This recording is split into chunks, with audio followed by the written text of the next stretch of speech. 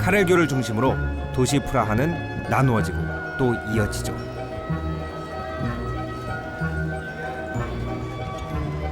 입구에 우뚝 선 교탑을 통과하면 길이 약 500m가량 이어지는 카렐교로 마침내 들어서게 됩니다.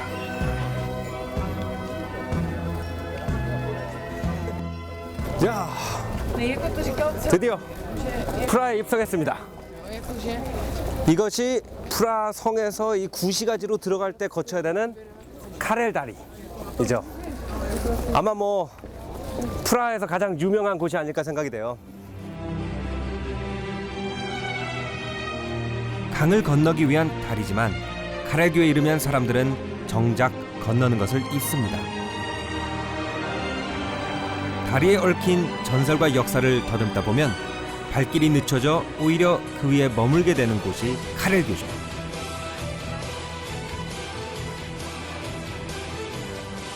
옛날에 신성 로마 제국의 황제였던 카렐 4세의 이름을 따서 이제 카렐 다리라고 부르는 거예요. 근데 이 신성 로마 제국은 독일, 오스트리아, 이 체코를 비롯해가지고 말하자면 중앙 유럽 전체를 포함하고 있던 굉장히 큰 나라였거든요. 근데 카렐 4세가 그 전체의 수도를 갖다가 프라하로 정한 거죠. 그렇기 때문에 프라하 시민들은 아직도 이 카렐 시대의 프라하를 프라하 역사의 가장 황금기, 가장 프라하가 말하자면 잘 나가던 시절로 기억을 하고 있어요.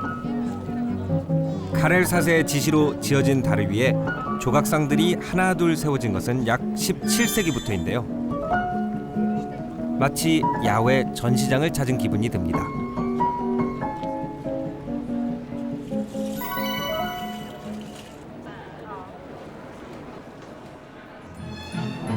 걷다 보면 이미 11세기부터 교역의 기반을 잡았다는 구시각 광장에 닿게 됩니다. 프라하의 심장이라 불리는 구시각 광장. 1000년 넘는 시간 동안 체코 역사의 배경이 되어온 곳입니다.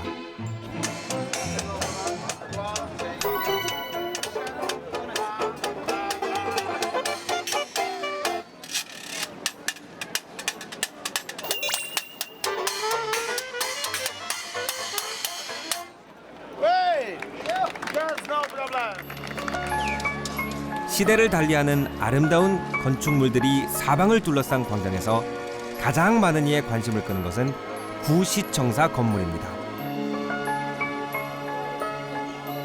600년 넘게 원형에 가깝게 보존되고 있는 구시가의 명물 천문시계 때문인데요. 위쪽은 천동설에 기초한 천체의 움직임과 시간을 표시하는 시계가, 아래에는 12개 별자리와 시기별 농사법을 그려넣어 만든 일종의 달력이 설치되어 있습니다. 옛날 사람들은 전갈자리하고 북두칠성이 만나는 지점에서 우리가 전쟁을 해도 된다. 아니면은 스콜피온이 이렇게 돌아갈 때 우리가 씨를 심을 때다. 이런 식으로 시간에 대해 생각을 했어요. 그래서 우리가 이 시계를 보면은 저게 어떻게 시계냐 하는데, 사실 옛날 사람들은 하늘을 보고 별자리의 위치를 보고 시간을 판단했기 때문에 낮에도 별자리의 위치를 볼 수 있도록 이런 시계를 만들었다라고 이해를 하시면 됩니다. 황금색 원판 전체가 매일 한 눈급씩 돌면서 현재 오늘에 해당하는 별자리와 해야 할 일을 가르쳐 주는데요. 글을 모르는 서민들을 위해 만든 것이라고 합니다. 매시각 정각이 되면 시계의 인형들이 깨어나 보여주는 퍼포먼스를 구경하러 사람들이 구름처럼 몰려듭니다. 드디어 죽음의 때가 왔음을 알리는 해골이 종을 치자 허영과 탐욕을 상징하는 인형들이 고개를 저으며 운명을 거부합니다. 곧이어 시계 위에 창문이 열리고 베드로와 바오로에 이어 12사도들이 차례로 등장하는데요. 짧은 퍼포먼스는 4시마다 언제 올지 모르는 죽음을 준비하라는 묵직한 메시지를 전해줍니다.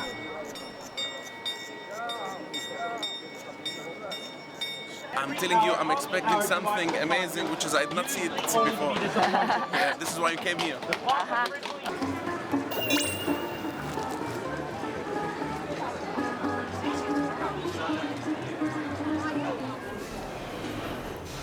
드디어 중세 느낌이 물씬 나는 어둑어둑한 곳으로 들어갑니다. 근데 그 안에 와 최신형 엘리베이터가 있어요. 믿기지 않네요. 14세기 중세의 건축물 안에 설치된 원형 엘리베이터라니. 이대로 몸을 실으면 어디론가 순간 이동해버리는 것이 아닐지 즐거운 상상도 해봅니다.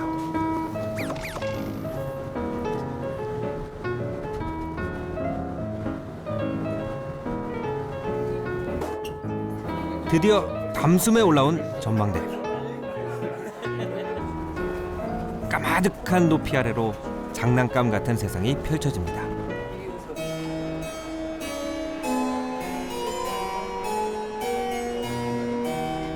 정교하고도 화려한 고딕 양식의 틴 성당이 구시가지의 상징적인 건축물답게 첫눈에 시선을 사로잡습니다.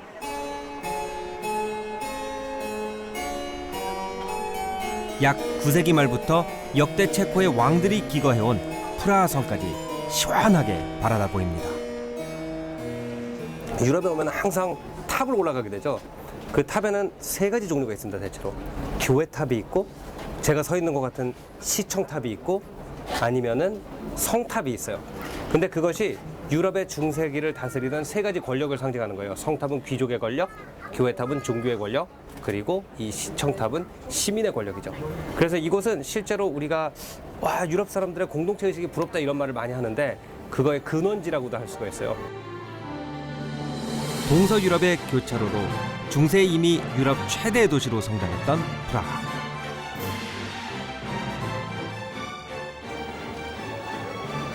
활기 넘치던 옛 시절을 말해주는 듯 오랜 역사와 전통을 자랑하는 시장도 아직 남아 있습니다. 네, 여기가 이제 하벨시장인데요. 하벨시장은 1232년에 세워진 굉장히 유래가 깊은 시장이에요. 이곳은 이 시대의 흐름과 함께 파는 품목이 계속 바뀌어서 산업혁명 시대는 석탄 시장이었고, 그 다음에 과일과 야채를 파는 시장으로 바뀌었고요. 지금은 프라하가 워낙 거대 관광 도시다 보니까 많은 관광 상품도 같이 팔고 있다고 합니다. 약 50여 개의 노점들이 줄지어 늘어선 하벨시장. 싱싱한 과일과 채소 덕분에 프라하 사람들도 자주 찾는다고 합니다. 야, 여기 베리 종류가 이렇게 많은 거 보니까 지금 베리가 제철인가 봐요. 어떤 게 제일 맛있어 보이냐? 야, 자. Hello. That's all? Yes. Thank you. Thank you. Have a nice day.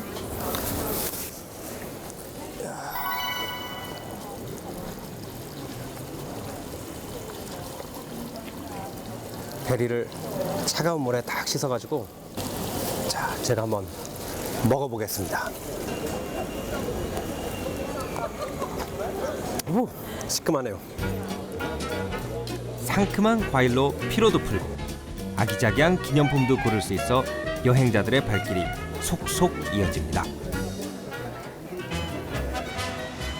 시장 골목을 벗어나자 거리 곳곳을 누비는 클래식카들이 유난히 눈에 많이 띕니다.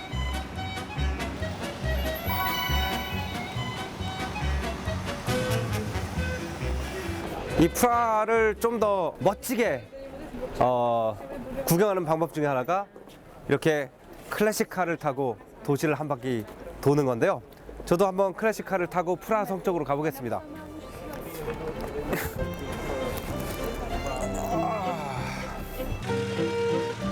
제가 탄 자동차는 실제로 1900년대에 만들어져 나이가 80살을 훌쩍 넘었다는데요. 오래된 것이 주는 편안함이 그대로 묻어옵니다. 쫙 위로 올려다 보면은 건물들이 양쪽에 쫙 병풍처럼 서 있는데 이 건물이 나한테로 쏟아지는 것 같은 그런 느낌이 들고요.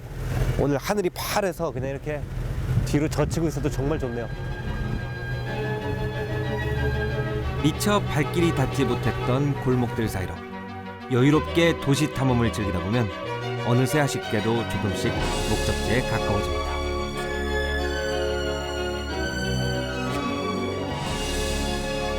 천년 넘는 세월에 걸쳐 다듬어지고 완성되어 온 프라하성. 옛 보헤미아 왕들이 머물던 성은 현재 대통령 관저로도 사용되고 있는데요. 구왕궁들을 포함해 1100여 년 동안 지어진 다양한 건축물들을 볼 수 있습니다. 이 프라하성은 중세성과 다르게 이 성 안에 들어오면 또 하나의 도시가 이렇게 펼쳐지거든요. 그 이유가 큰 기축공사를 해놓고 그 안에 건물이 별로 없으니까 여기가 굉장히 좋은 어떤 부동산이 된 거죠. 그래서 수많은 귀족들이 이곳으로 이사 와서 이 안에다가 자기의 집을 짓기도 했고요. 아니면은 여기 뒤에 보이는 건물처럼 마리아 테레사 황제가 이 남편을 잃은 귀족 부인들이 같이 살 수 있는 이런 시설을 여기다 짓기도 했거든요. 그래서 이 프라하성은 하나의 성이라기보다는 거대한 성 기축공사 위에 여러 사람들이 수백 년에 걸쳐서 산 흔적이 있는 조그마한 마을이다라고 생각을 하는 것이 더 정확할 것 같아요. 하나의 건축물이 아니라 여러 성당과 궁전, 정원들까지 모두 한데 포함하는 거대한 성체 단지를 가리키는 프라하성. 수세기 동안 흘러온 체코의 역사와 함께 로마네스크와 고딕, 르네상스와 바로크에 이르는 다양한 건축 양식을 한자리에서 만날 수 있습니다. 성 비투스 대성당은 프라하성을 대표하는 최고의 건축물. 10세기 때부터 있던 성당을 다듬기 시작해 1929년에야 완공했다고 합니다. 성당에 들어서면 먼저 어마어마한 규모에 압도되는데요. 웅장한 대성당의 실내는 전형적인 고딕 양식을 보여줍니다.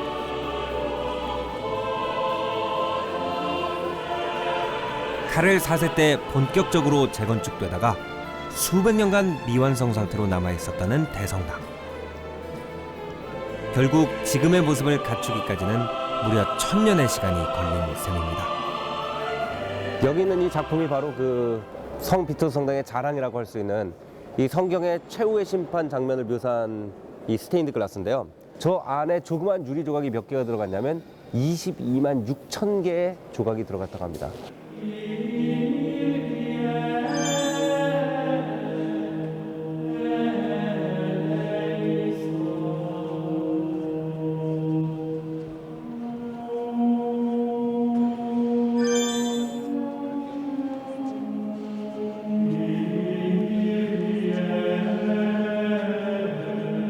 보통 이제 중세기 성당에 가면 중세기의 스테인드 글라스가 있기 마련인데 여기에는 현대 시대의 작품이 있습니다.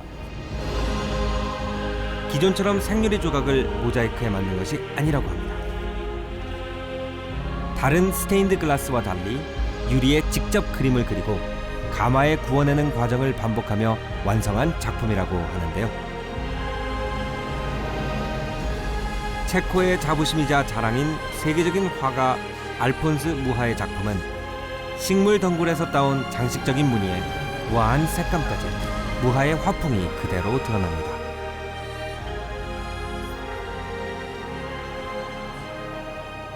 성당을 볼 때 쭉 눈을 갖다가 딱 초점을 맞추고 보게 되면은 아, 이 기둥하고 저 기둥하고 왜 모양이 다르지? 왜 저기에 있는 조각하고 이쪽하고 모양이 다르지? 왜 여기 있는 스테인드 글라스랑 저쪽 스테인드 글라스랑 스타일이 같지 않지? 이런 거를 보면서 읽을 수가 있어요. 그런 시각을 가지고 성당을 보게 되면은 왜 유럽에 관광을 오면 사람들이 성당만 계속 보러 다니는지 알 수가 있을 거예요. 그 성당 안에 그 동네의 모든 역사가 다 들어가 있다고 해도 과언이 아니거든요.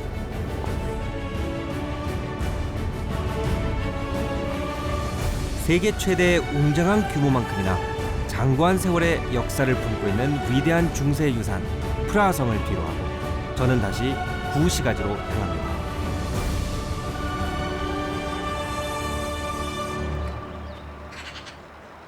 체코의 전통 요리를 맛보기 위해 찾아간 곳. 자, 이 동네에 으리으리한 저택하고 엄청 고급스러워 보이는 음식점이 많거든요.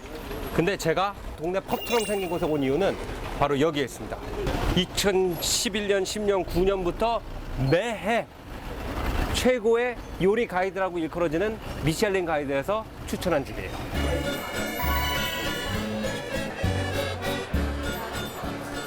Hi, good evening. Hello. I heard in this restaurant Yes. A food called coleno is very famous. Yeah, it's very famous. Yeah. What exactly is it? The knuckle, the pork knuckle is the part of pork. It's usually part of the front one or the back one.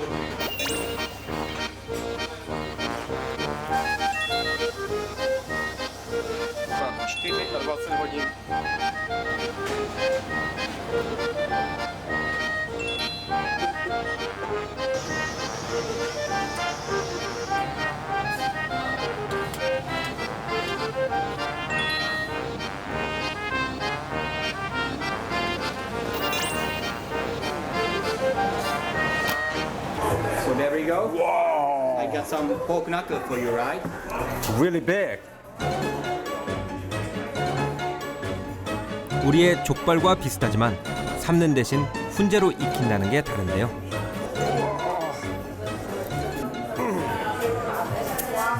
여기다가 이제 겨자 소스를 좀 바르고 요게 이제 우리 돼지 껍질 구워 먹을 때 참 바삭하게 익어 있고 안쪽은 족발이고.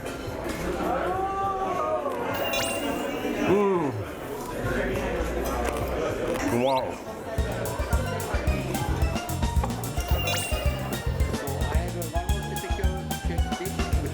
이건 육회예요. 이 육회를 이쪽 사람들은 타타르라고 부르는데 이 체코 타타르는 특이한 게 이렇게 향신료를 같이 줘가지고 자기가 자기 구미에 맞게 이 향신료를 넣어가지고 알아서 비벼 먹도록 돼 있어요. 저는 역시 한국 사람이다 보니까 일단 달걀 노른자가 들어가야 되겠고 그 다음에 양파, 후추 이렇게 구운 빵에다가 마늘을 같이 줘요. 빵에다가 마늘을 비벼요. 그 위에다 이제 육회를 바르는 거죠. 이렇게 육회를 바른 다음에 이제 먹는 거예요. 우리 음식과도 닮은 것이 제 입맛에도 제격이었습니다. 참 대단하잖아요. 그 징기스칸이라는 인물이 그 중앙아시아를 다 평정했기 때문에 몽고의 음식 문화가 동쪽으로 퍼지고 서쪽으로도 퍼져서 우리와 체코에 같은 음식이 있다는 거. 돌덩이를 황금으로 만들고자 했던 연금술사의 주문이 통한 걸까요? 온통 금빛으로 반짝이는 마법의 도시 프라하.